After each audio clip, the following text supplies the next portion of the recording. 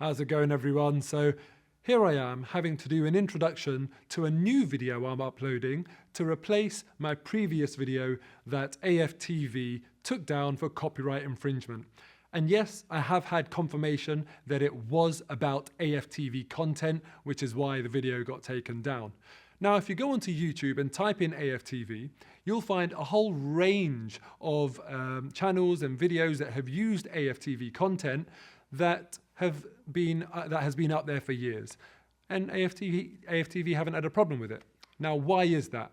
Well, that's because it probably doesn't make them look bad. It's all for humor. But for me, I was using AFTV content to talk about the suppression of Palestinian voices. And I was using AFTV content to show their inconsistencies. What they've now done is suppressed my support of Palestine even further, and also is only entrenched the evidence of their inconsistent approach, where some copyright infringement is fine, others isn't. And also I'll just state that from my understanding, it was all within the fair use policy. If it wasn't, and I'm actually in contravention of that, I apologize. And this is now an amended video to cater to that. So what I would say is I appreciate all of the support of everyone that watched the first video. I really, really do. And the ask that I have of you now is AFTV are playing games with this, in my opinion. They're trying to delay me. They're trying to obstruct me. But I've turned this around within 24 hours. So please share this. Even if you shared it the first time round, please share it again. Let them know that they're not going to defeat us. When we want to stand up and speak up for what's right, speak up about Palestinian suppression, we're not going to be defeated. Thank you very much.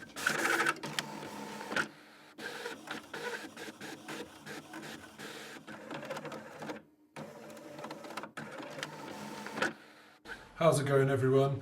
Here I am finally with my response to AFTV and Robbie about the issue that has seen me kicked off the channel because of me calling them out on their suppression for me wearing a Palestine hoodie, this exact item. So today, look, what I'm going to do is I'm going to talk you through the background, how I got involved with AFTV and how it led to me being kicked off. And I'm really, really happy to say that I'm joined by someone that you're all going to be very, very lucky to hear from. Activist, hip-hop artist, the one and only Lowkey. Lowkey, it is a pleasure to have you. Thank you so much for joining me, man. How are you? I'm good, bro. Thank you for inviting me. It's great to be here. I'm sorry that this unfortunate situation brought us together, but I'm looking forward to a fruitful conversation about the background of this. Yeah, well, that's what I'll do. I'll try and articulate to you sort of the background, just the backstory, how I got involved with AFTV and how this hoodie led me to being kicked off AFTV, which sounds like a mad story, but hopefully we'll piece them together. And then after that, I'd love to talk to you about how that can happen. What forces are at play to allow that to happen? But look, I'm going to do a bit of talking now, which is what I'm good at. A lot of my interviews on the channel, I've now been kicked off, have gone on for way too long. So I'll do a bit of talking now and explain the background. So basically, look, I actually didn't know Robbie. I just was walking out of Arsenal one day after we played Aston Villa back in 2013. We'd been beaten 3-1 on the opening day of the season. We hadn't signed any players. And I was livid. So I walked past this guy with a camera and I thought, yeah, fine, I'll do some talking, I'll vent. Spoke to him, the video went viral, you know, and then— What year was this, bro? This was 2013, right? Yeah, 2013, yeah. And typically, you know, Arsenal defeat and I'm walking home annoyed. Anyway, so as I've done that interview, I've watched it on YouTube myself later on, and loads of people have watched it and it went well and people wanted to hear more from me. So that's how I got involved with AFTV, right? And that was in 2013. Me and Robbie, we realized actually we're from kind of the same hometown and that sort of thing. We started going to games together, away games together, driving up all the way around the country, going to European away games together, to the extent that I got married the next year in 2014 and he attended my wedding. Like, we were friends.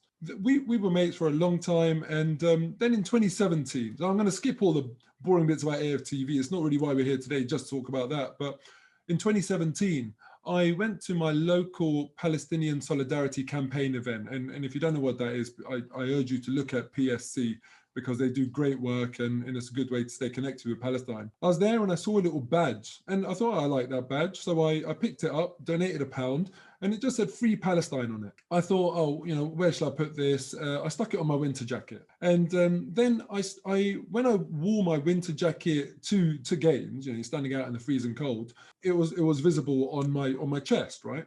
So that wasn't an issue. I think the first time that it was ever on my chest was September 17. There was no reaction or anything like that. It was just, you know, just a badge on my chest. It wasn't a big deal.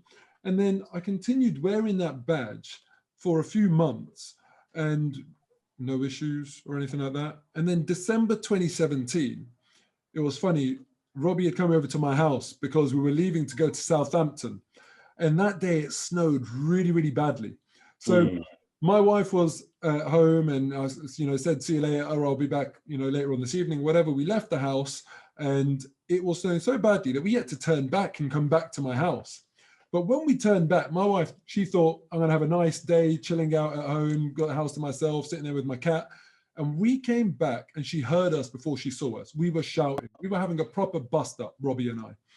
And that was the first time we ever clashed over Palestine and over the issue of the badge. Actually, I shouldn't say Palestine, the issue of me wearing a badge that says Free Palestine or any sign, any existence of Palestine being present on that channel. And so did he tell you what his issue was with the badge specifically? I tried to get to that point, but he could only tell me that it was offensive. And when I questioned him on why it's offensive, because we were literally shouting that, I was saying, explain why it's offensive. And he wasn't able to offer me an explanation about why it's offensive. But what he did say is that he's received complaints from people telling him that it's offensive. So I felt like he was parroting the complaints without truly believing it himself. Does that make sense? We didn't achieve anything. We just had a big bust up. And I basically said, I think the way we kind of like ended it was that I said to him, you can't tell me what to do. I'm not on your payroll. Yeah. So I'll wear what the hell I like and you can do what the hell you like. You can edit however the hell you like. And, you know, yeah, it left a sour taste in my mouth, but it is what it is. It's his prerogative and what I wear is my prerogative, right? And so what was decided, like, what did you two come to some sort of new arrangement regarding the badge? What did you decide? It was very heated, Lowkey, you know, it was quite heated. And we weren't, I don't think, in a place where we could like sit down and say, all right, this is a new way of working. But I think when we kind of had to eventually stop arguing, the basis on which we stopped arguing was, I'll wear what the hell I like, you edit how you like. So that kind of was a sign of things to come. And then 3 days later, December 2017, away at West Ham, I think it was, I watched my interview back that evening, and what they had done, zoomed into my face and blurred the edges of the screen. So you could not see what the badge said. I was a bit disappointed, I have to admit. When I saw that, I just thought to myself, you know, everyone else's interviews were normal. I had been kind of singled out for sort of different treatment. And I just thought, wow, the fact that they've actually followed through and taken all of that effort to remove. So they basically censored the badge. Yeah, exactly. How did that make you feel? Do you know what? Like, I was upset, but I was quite confused and shocked. And the reason why I was confused and shocked is because, you know, when you think about yourself, you think like, oh, I'm just a guy from, you know, just a random guy watching football games, talking about football games. I'm of no importance. Do you know what I mean? And I really, contrary to what people might say, you know, when they're joking around, I've never carried myself like a celebrity. I've never thought I'm a celebrity just by the fact that I'm on AFTV. A million people can do what I do. So I never gave myself that level of importance, right? And when I saw myself being suppressed, when I saw myself being censored for carrying a Palestine slogan, I couldn't believe it, because I had the awareness that this happens on a macro level, but I could not believe that I was now being suppressed and censored. I was just like, wow, it blew my mind. And that's why I was confused and shocked, because I thought, if it happens at this micro irrelevant level, like how niche do you have to go? Someone watching Arsenal then going on Arsenal fan channel talking about it, it's not exactly a big deal. I know a lot of people have heard of it, but it's not a big deal on the macro level. And the suppression has come right down to that point.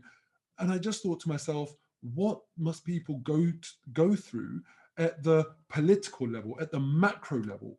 That kind of that thought suffocates me a little bit. Mm. And so what happened next?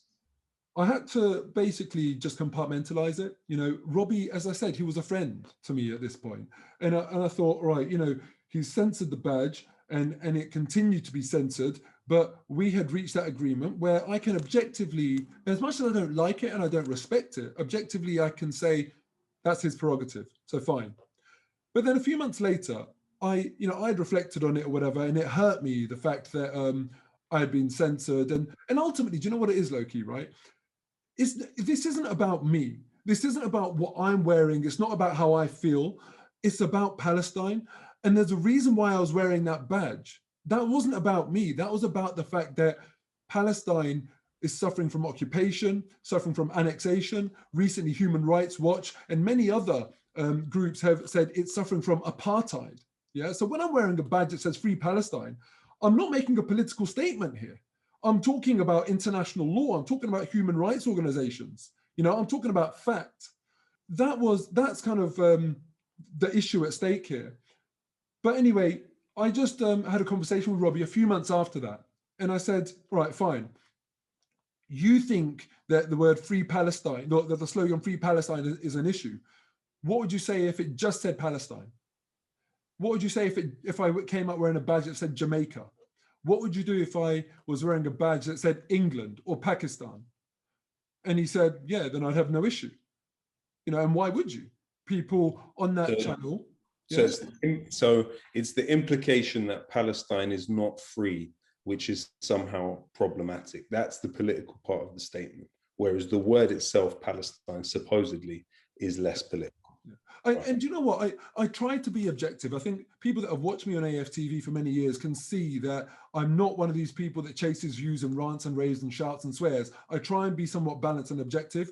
And I could understand Robbie's point when we had this discussion where I spoke about removing the word free or the word free not being there and just leaving Palestine, when he said he wants his channel to be non-political. And I thought, I can understand that. And whilst I don't think Free Palestine is political, at least on this occasion, he was able to present a case that some people might interpret it as political, because whilst me saying Free Palestine from occupation isn't political, it's a humanitarian thing, ultimately it has to be freed from someone. It has to be freed from the occupier. And then that can be deemed to be political. So I thought, fine, I don't like it. I don't respect it. I don't necessarily agree with it, but I can see his point of view. So what I did, I said, fine, what I'll do, I'll cover that up. I went home and I got some black tape and I covered up the word free. So now it just said Palestine. And after that, the interviews went back to normal. And I thought to myself, do you know what, fine. That's, the agreement that we've had. And I was now there with Palestine on my badge. Other people have been on there with the word Nigeria. Other people have been on there with the Turkish flag. I've got no problem with that. You know, why would I have a problem with that? So that was fine by me. At least there was consistency at that point in terms of, you know, what was on the channel. Anyway, so that was absolutely fine for years, right? That was absolutely fine for years. And so can I ask you a question, bro? You put in this position where you had to alter something about this statement that's, you know, Free Palestine. You had to kind of neutralize it and neuter it in a way. Why did you stay? Look, the way I looked at it, right, is that I care deeply. I care very, very deeply about what's going on in Palestine and Palestine being free of this oppression. But when I wore a badge, that was obviously a reflection of that. But what I thought was inherently more powerful, significantly more powerful, was not just wearing a badge, but was wearing a badge where the slogan was being suppressed, where the slogan was being censored. I thought for people to see that even at this level, someone can't wear something in support of Palestine, and even that attracts censorship, I thought was inherently more powerful than the badge itself. So it still served my purpose, even more so. Hmm. Yeah. Okay. So then what happened next? So then it was all good for years. You know, then we come to sort of the present year, and now I don't know what changed, but it's very clear that we remember the series of events. It was agreed that me wearing a Palestine badge is like me wearing a Jamaica badge. And I use Jamaica as the example because Robbie is of Jamaican heritage. So, but irrespective of what country it is, whether it's England or whatever, and the St. George's, or whether it's irrespective of what the country is. And then for some reason, in this year, in the pandemic year, where we were filming virtually, so we're doing it online because we couldn't go to the ground, I sat down one day, logged into you know, the StreamYard platform where the interviews were recorded. I was wearing this very hoodie. So this is all you could see on the screen. This is where, for me, everything changed. I sat down, logged on, and Robbie's first thing that he said was, "Oh, no, you're not wearing that. I'm not doing the interview with you if you're wearing that hoodie." And I couldn't believe it. I just could not believe that he said that, because it went back on our agreement from years ago, and everything had been calm up to that point. And not only that, Lowkey, you tell me if I'm wrong, yeah? But is this not pure discrimination? If, you know, I'm just asking you an open question here, forget about Palestine or anything else. If two guys go to, let's say, a BBC camera, one of them is wearing an England shirt or an England hoodie, just like this, and another one's wearing a Scotland one, and the BBC cameraman or the BBC interviewer says, "Yeah, England, you come along, do the interview." But the guy wearing Scotland, no, you're not allowed to wear that hoodie. You have to take it off if you want to do an interview. How would you expect that Scottish guy to react?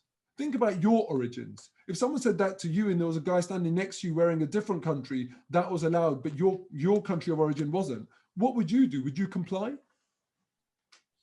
Well, I think the argument that you're making underneath this statement is that within our society, certain forms of political being are invisible through their ubiquity. So as you're pointing to, it is not considered political when newscasters and footballers are forced to wear the poppy.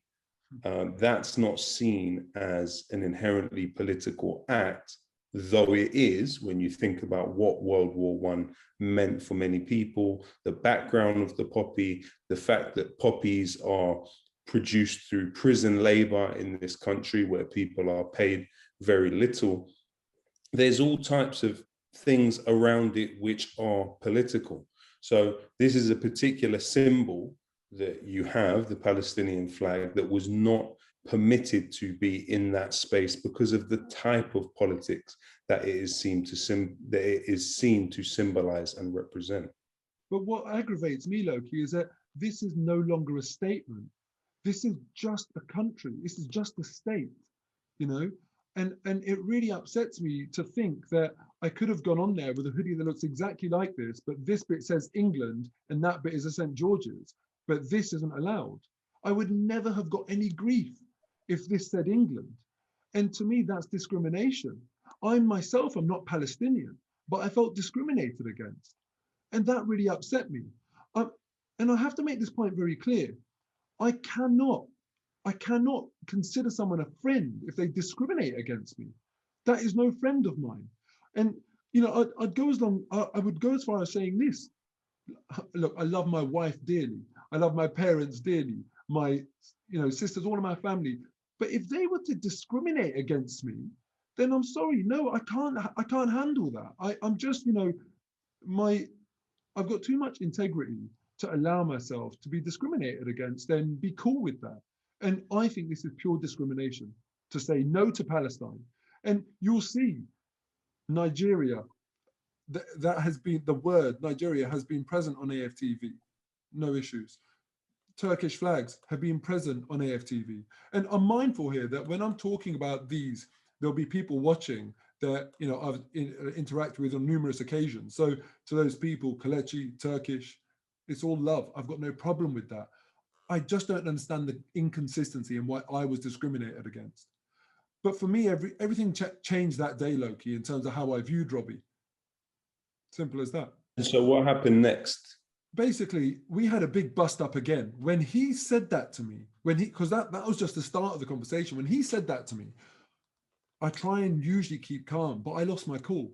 And I lost it, basically, to the extent that my wife came in, like she ran into the room. She was like, what the hell's going on? And when she heard what the argument was about, her jaw dropped.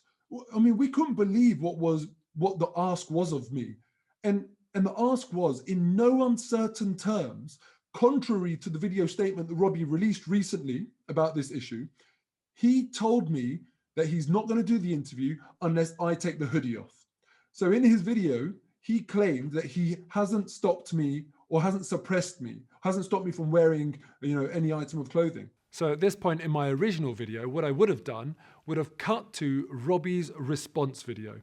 Obviously, I can't do that now because of AFTV's obstructive copyright claim. So instead, I've included the link to that video in the description below, and I'm going to read out what Robbie actually said in that video that I'm disputing. 1 minute 45 seconds into Robbie's response video, where he finally addressed the fact that I'd been kicked off the channel after so much pressure from you guys, he says, and I quote, he said he takes exception to us stopping him from wearing his Palestine stop.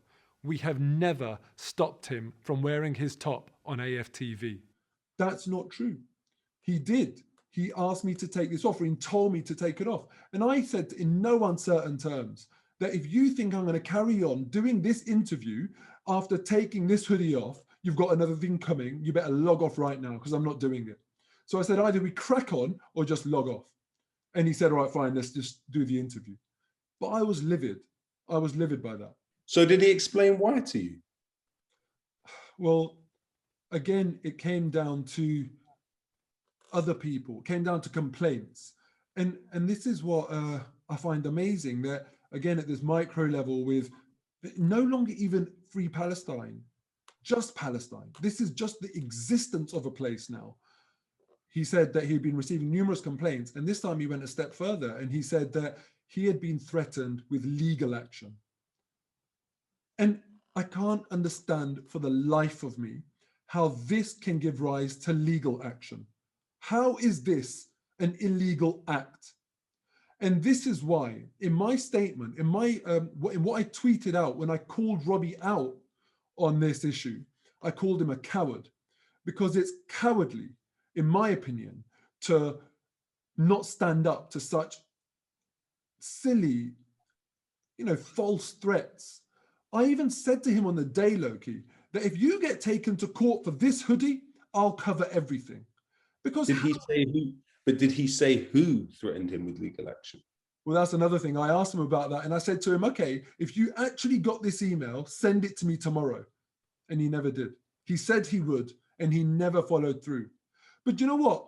I don't doubt.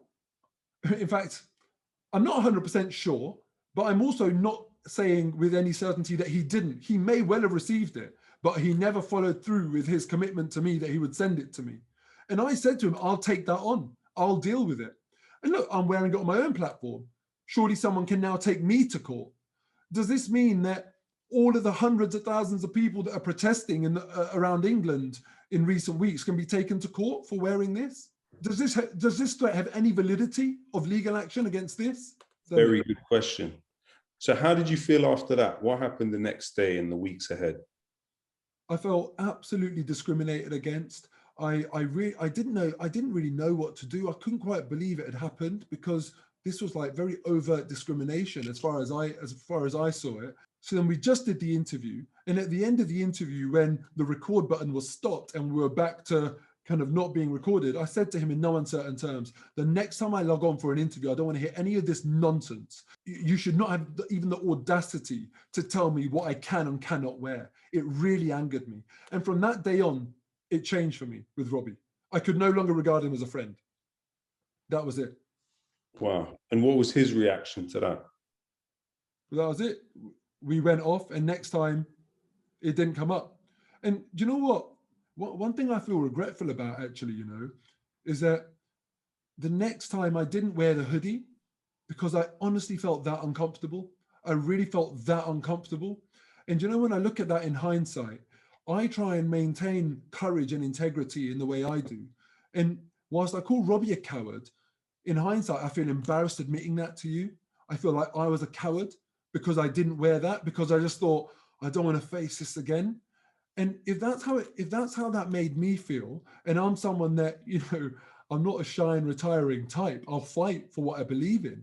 And the fact that I don't know whether it was a conscious or subconscious decision not to be wearing that hoodie that day, but I know I felt glad that, I'm not wearing it.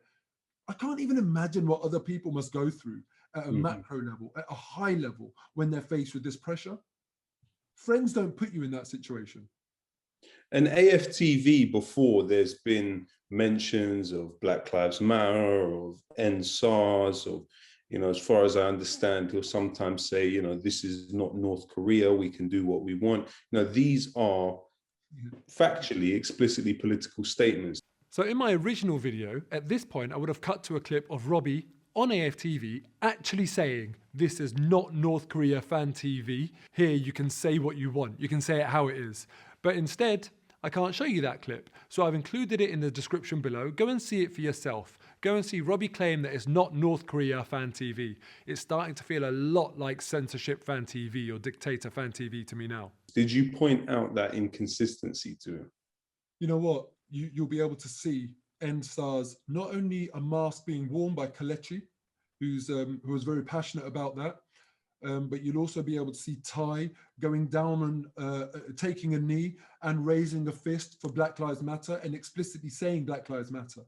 Not only that, there was a clip where Kelechi not just wore it, but actually spoke about end SARS and the Lowkey tollgate massacre. And I did see that, Lowkey, and it did hit me about the hypocrisy, but I never ever mentioned it to Robbie because I am an ally of both of those causes. I tweeted, I shared about end SARS. I'm a huge ally of Black Lives Matter. It's something that bothers me. So why I thought to myself, what would I stand to gain? What would Black Lives Matter, the cause, stand to gain? What would the cause of end SARS stand to gain if I go and talk to Robbie about the hypocrisy? The only outcome of that action could have been that those causes would have been suppressed in pursuit of consistency. And I'm more interested in those causes being amplified than I am in them being suppressed in pursuit of some silly point scoring consistency to make me feel better, because it wouldn't make me feel better.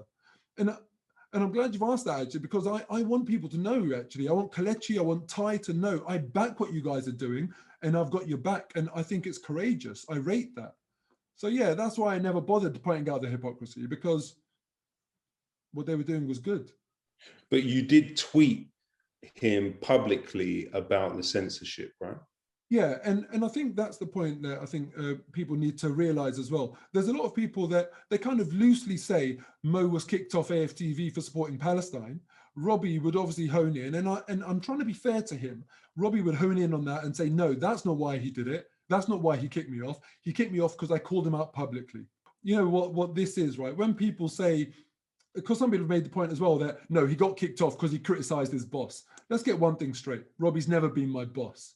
I've got my own day job. And whilst I've been paid by AFTV recently, I haven't been paid for a fan cam ever. That's the only times I've interacted with Robbie.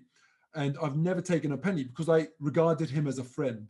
I've been paid to do a podcast more recently by AFTV, which I don't think should be controversial if people get paid for entering into a commitment. And also this podcast was behind a paywall, whilst these fan cams weren't. They were free to people on YouTube.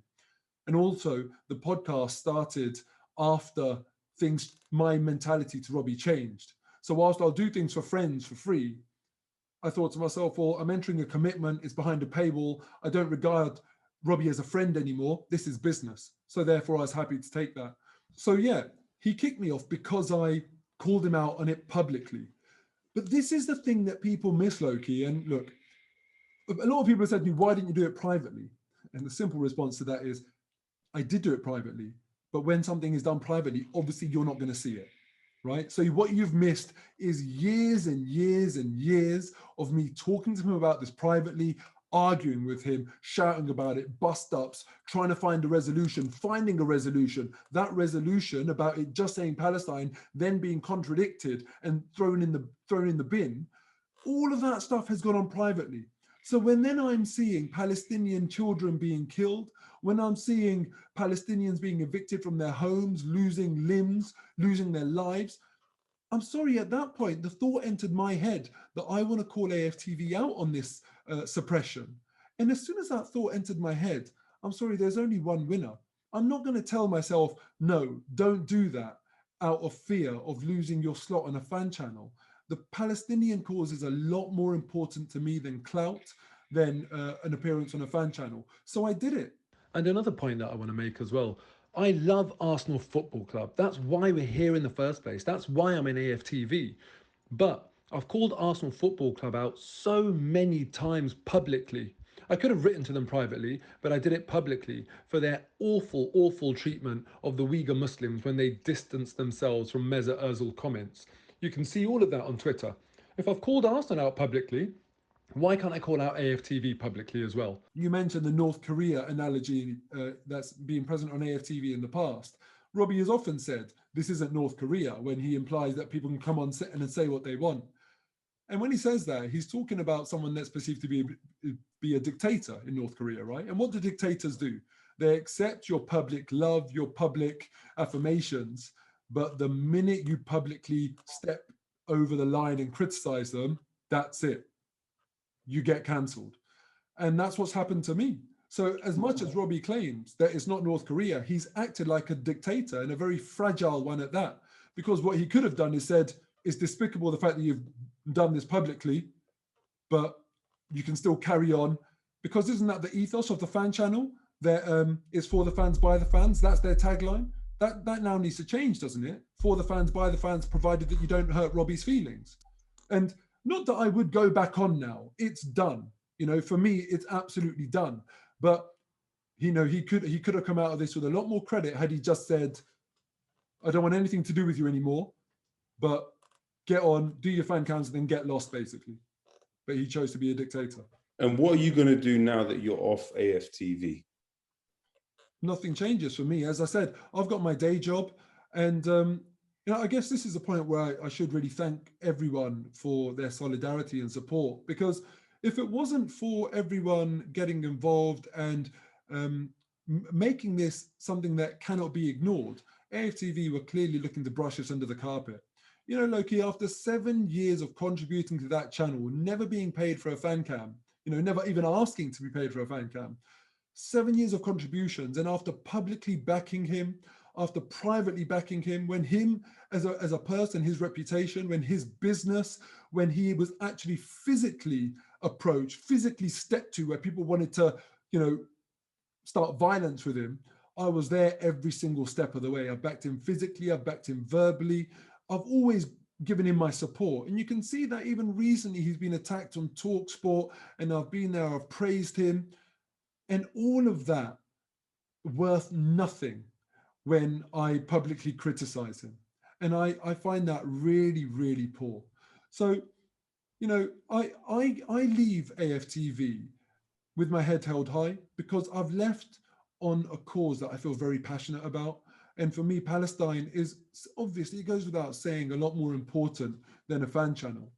So now I'm just going to crack on, man. I've got a 12-week-old son. He's my priority. Maybe it's good timing. Who knows? I'll be back from games quicker. And also, so many people that have supported me and shown solidarity have said to me, look, Mo, please do your own YouTube channel. And I've pushed back on that for many, many years. I actually did start it many years ago, and I didn't bother continuing it because I didn't like the editing. I didn't like the time it took. It took me away from my family. So I think what I'm going to do now is a very, very light touch YouTube channel where I just do post-match reactions. I'm not going to be doing transfer rumors and lineups and this and that. It's just what people want to see. Hopefully the content that I do put out will just be minimal, but what people want to see. And I'll continue with my day job.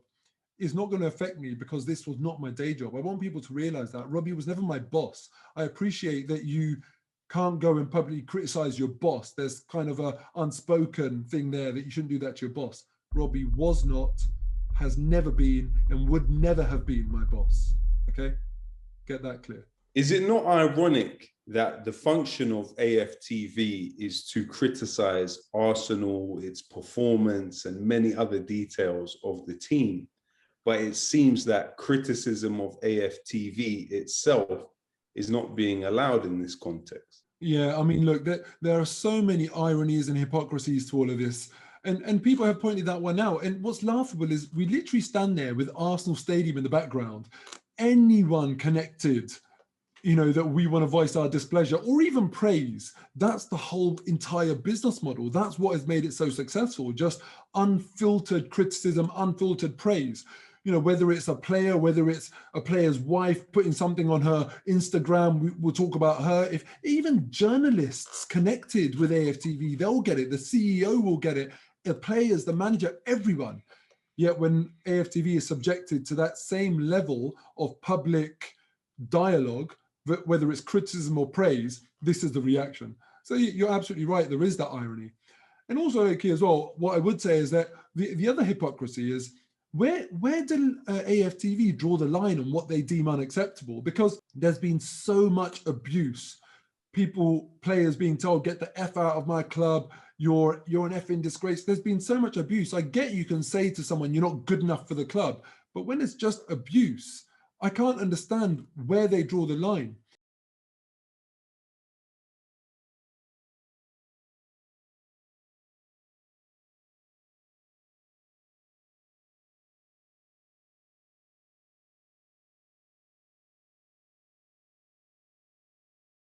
And do you know what?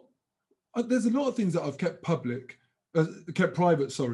but now's the time. There's even been an incident where there's been overt anti-Semitism on AFTV, where I have contacted Robbie privately. This is what people always say to me, do it privately, where I've done it privately and I've kept it private for years. It's the first time I'm going public on this, because how can I be treated so poorly in support of Palestine? That's where they draw the line. But overt anti-Semitism has been on AFTV, where I've actually messaged Robbie privately and said, this is almost verbatim, but you'll see, I'll put the screenshot here. There was anti-Semitism. It's got no place in football. It should never have made the interview. It's a bad look for a business. I've said all of that to him privately, and he hasn't taken it down. Not only has he not taken it down, he didn't even bother to respond to my WhatsApp. Not only that, that overt anti-Semitic video is available to view on AFTV today. For years it's been on there. And they don't draw the line there, but they draw the line here. I don't understand it. Make it make sense. So how do you respond then to this claim that AFTV is not a political platform? Why would they entertain political campaigning? I've got no problem with that. This is a sort of thing where, when you're dealing with thousands of people on the internet, you end up banging your head against the wall. So I'll just say it once. I never, ever asked or attempted to speak about Palestine on AFTV. I never asked Robbie to speak about Palestine on AFTV. I never asked him to take sides. In fact, he involved himself. I wish he never involved himself on this issue, because when he tried to suppress me, that's when he took sides. I was not speaking about it.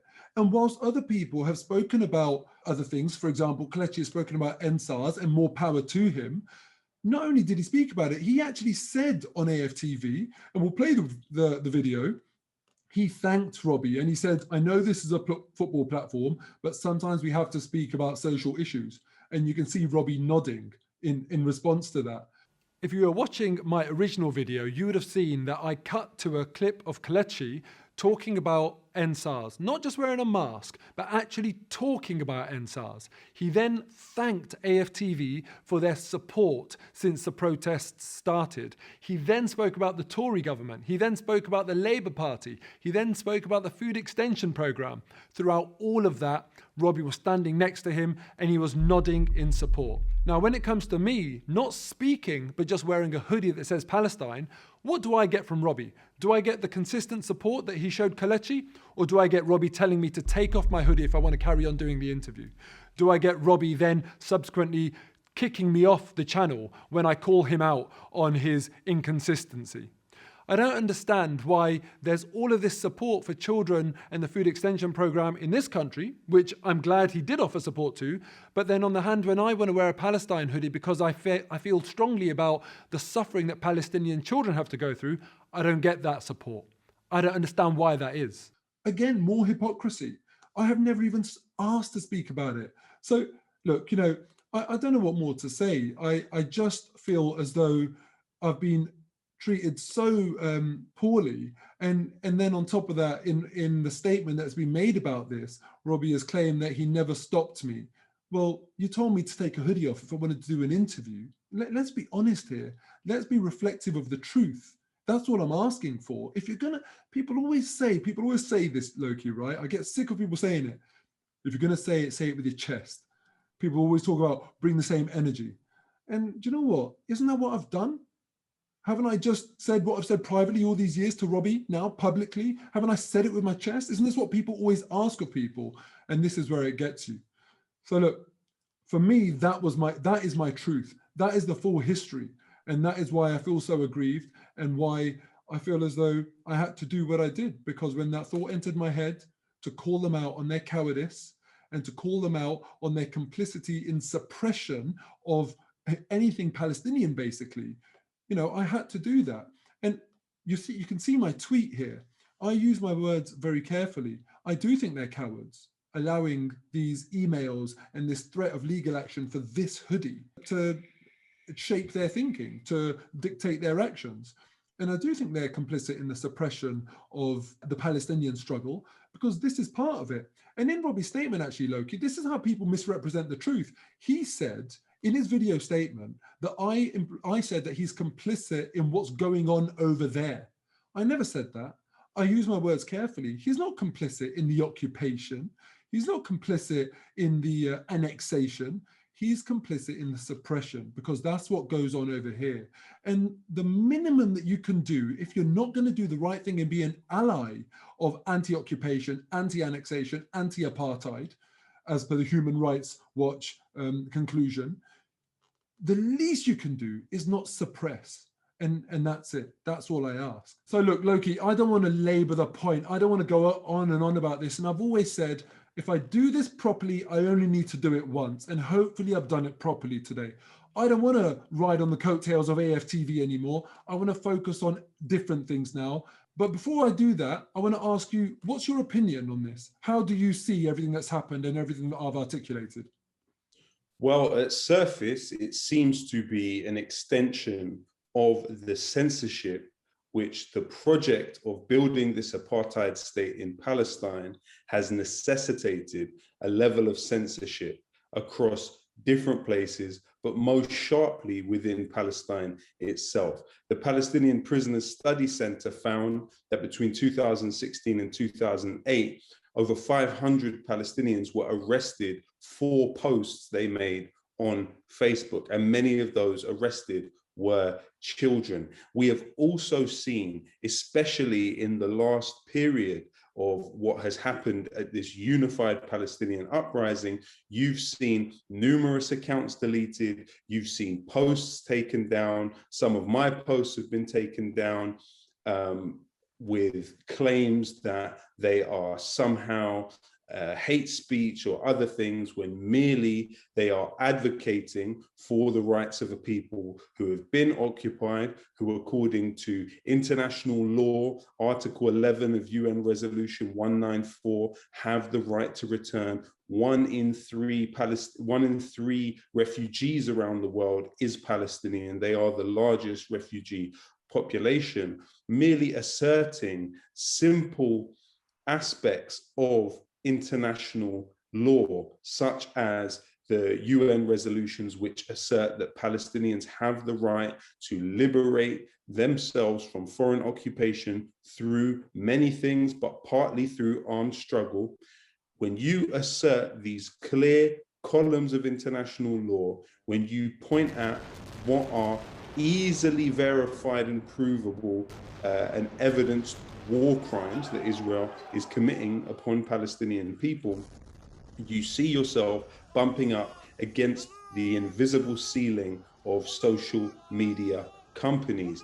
And so really, I would see this on surface as potentially an extension of that censorship by omission, that leaving this story outside the gaze and the earshot of the masses, ghettoizing the Palestinians outside of audibility. Really, I would say it's important for us to join organizations, to get involved, to look at the trade unions who have passed BDS motions and have yet to implement them, to work out ways in which we can respond to the Palestinians' articulation of their unfreedom, how we can respond to these yearnings for justice, and how we can play roles specific to the context within which we are. So if you are someone in Britain, Britain has over 100 different companies that have offices and factories here that sell military equipment to the state of Israel. According to the Arms Trade Treaty, Britain is obliged to not sell weapons to countries that it seems likely will use them for human rights violations. And again, Britain has violated that very basic aspect of the Arms Trade Treaty and sold weapons to the state of Israel. We must be absolutely clear, the organizations that we join, we should pressure them to apply BDS if they've passed the motions, or to pass motions supporting BDS if they have not. We should also look at the organizations like Palestine Solidarity Campaign that are working on ways to build that critical mass, to really create that pressure on levers of power. And most importantly, when we see social media sites and mainstream media de-emphasizing Palestinian voices, we should amplify them to ourselves. Lowkey, has it felt different to you this time? Because it's escalated before, but has the response, the grassroots response, or at any other level, has it felt different to you? Well, I think there's been a capacity with which the existing political establishment in this country is showing how unable it is to assimilate the yearnings for justice of Palestinian people and the billions of people around the world who support them. It's not very easily dealt with, and they will struggle to neutralize this. We're looking at hundreds of examples in schools across the country where people have been reprimanded for advocating for the Palestinian cause, even some expulsions of students for advocating for the Palestinian cause. So definitely there will be a bid to securitize this massive movement of people. But it's absolutely vital that while you're right, this groundswell is unique in some ways, we have to turn all of that enthusiasm and all of that clear vigor for the cause into generational education, not only education, but also directing people towards ways in which they can materially serve the cause of Palestinian justice. And I'm glad we're getting to that point of the conversation, because today we're actually filming this on the 1-year anniversary of, I hate to call it an anniversary, the 1-year commemoration of the death of George Floyd. And, we saw the reaction to that. That took so many individuals to be killed at the hands of police brutality. It culminated in George Floyd. The reaction culminated in George Floyd. But 1 year on, Lowkey, I'm not aware of a single thing that has changed, a single legislative change in America that prevents or that minimizes the risk of Black people dying at the hands of police brutality. And that's very sad to me. And when I look at the Palestinian uprising that we're talking about now, with this reaction, this groundswell, as you put it, it's nothing compared to what we saw in BLM. It's like, what, 5%, maybe 1%, God knows, of what we saw with BLM. And if nothing changed there, that's what scares me. That what if nothing changes here? In a week's time, in 2 weeks' time, is this just going to be forgotten?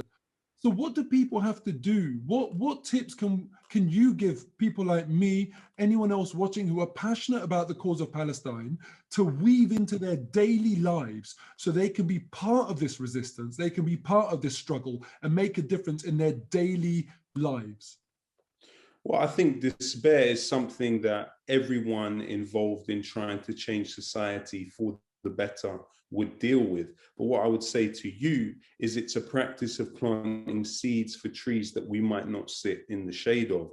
Remember that it was 300 years that people who were not landed gentry in this country had to mobilize in order to get the right to vote for parliamentary representation. Hundreds of years women had to mobilize in order to get the right to vote for parliamentary representation. Along that period, you had the Peterloo massacre, where people were killed in the streets of Manchester merely for asking for that right. You had members of the Chartist movement exiled to penal colonies across the world. You had many different forms of suppression practiced upon those aiming to make society more equal and more just. The interesting thing, though, is that retrospectively, societies often define themselves by the rights that were won from those below, rather than the rights that were bequeathed from those above.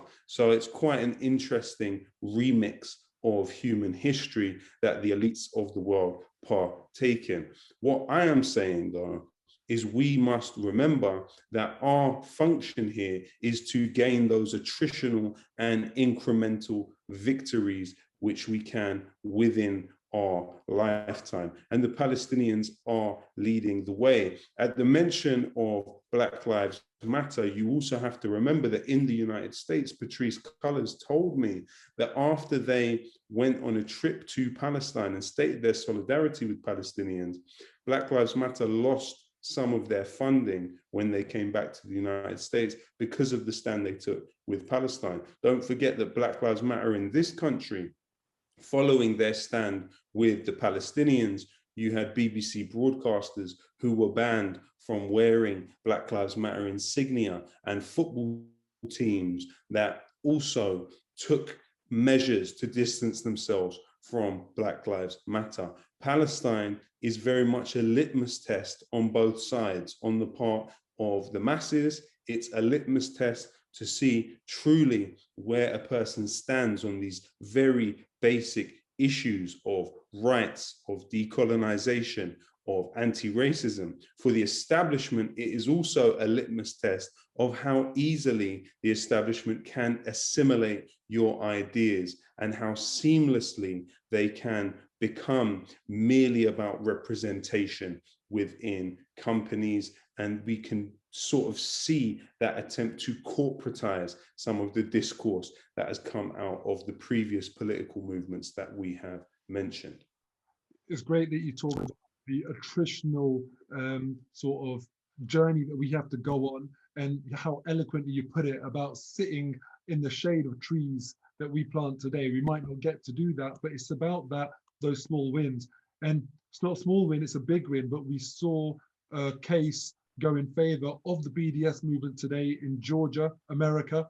And for me, that's the one thing that I would say, that people at your micro level, you might not feel like you're making a difference, but you have to start being a conscientious consumer, start looking at which companies you want to be investing in, look at that BDS list, put your money accordingly. There's a reason why they try and shut it down, because it does work. Lowkey, I just want to say thank you so much.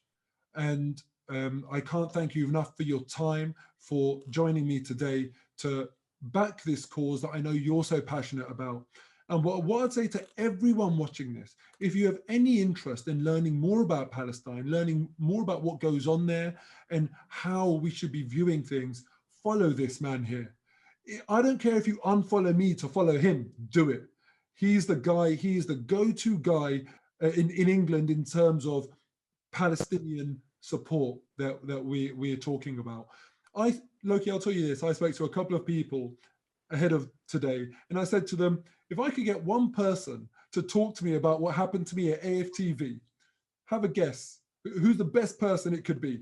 And I was like, come on, just think about it. Who's the one person? I asked 3 people, each one of them, Lowkey, Lowkey, Lowkey. You mean a lot to us. I mean that, brother. You mean a hell of a lot to us. Your work, everything that you do is hugely inspirational, hugely educational. Every time I listen to you, I learn something new. So thank you very much for taking the time out of the kindness of your heart. I want to put that in there, out of the kindness of your heart and nothing else. I really appreciate it. Thank you very much. And I hope everyone that has watched this has benefited in some way. And let's move on from trivial matters like AFTV now, and let's focus on the more important matters of liberation and freedom for Palestinians. This is for Palestine and Quds, the capital Jerusalem. Unarmed people marching to the wall and they're shooting them. Suppression is a question, resistance is the answer. Long live Palestine, long live Gaza. Palestine and Quds, the capital Jerusalem. Unarmed people marching to the wall and they're shooting them. Suppression is a question, resistance is the answer. Long live Palestine, long live Gaza. All you see is war every time you turn your head at night.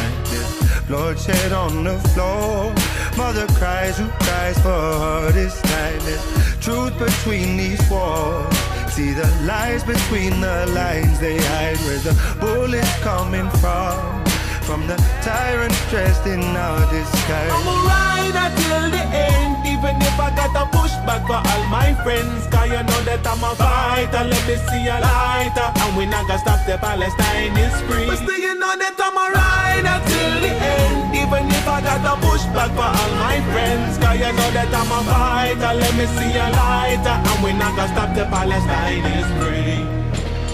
Taught to not love, taught to be blind, taught to not care. Tell me what's real, borderlines, military despair. How to exist if there's no rights to be human in fear? And if you take away your home, where's the heart supposed to live? Taught to not love, taught to be blind, taught to not care. Tell me what's real, borderlines, military despair. How to exist if there's no rights to be human in fear? And if you take away your home, where's the heart supposed to live?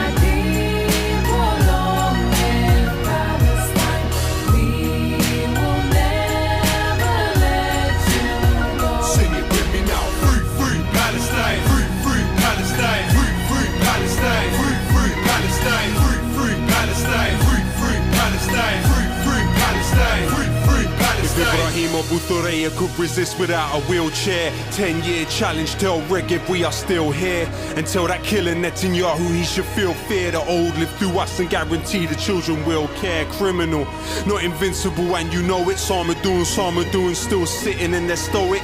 May not feel us with you when you listen to our poems. You inspire humanity, your resistance is heroic regardless of talk. Here's time we answer the call.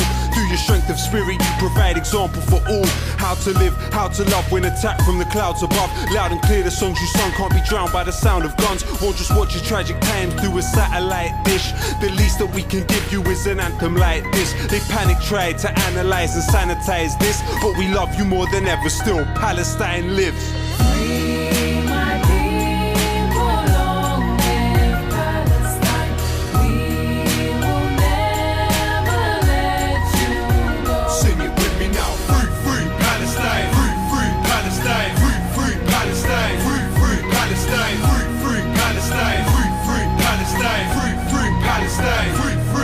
No change, no, run away your way, oh. All the hate you face, oh. Time to change this state, oh. No change, no, run away your way, oh. All the hate you face, oh. Time to change this state, oh. No change, no. Continuing oppression of the Palestinians, encircling of the people of Gaza, the killing of civilians, the burning of homes, the daily oppression, the theft of land, the apartheid system in the West Bank, where there are 2 road systems, and I've been, and I'm sure you have, and you see the Israeli road, you see like a spanking new highway with just the settler cars going backwards and forwards. Then you see the old Palestinian roads, and it's people living under 2 sets of laws. It's an apartheid system. So all this is being uncovered, and the boycotts and divestment and sanctions campaign, which I support, and I'm sure many other people do, as a peaceful protest against the Israeli oppression. Support groups have got to keep proclaiming the rights of the Palestinians are the right to return, the right to their homeland, really. And the theft of land is, Israel is breaking international law. It is breaking the Geneva Convention.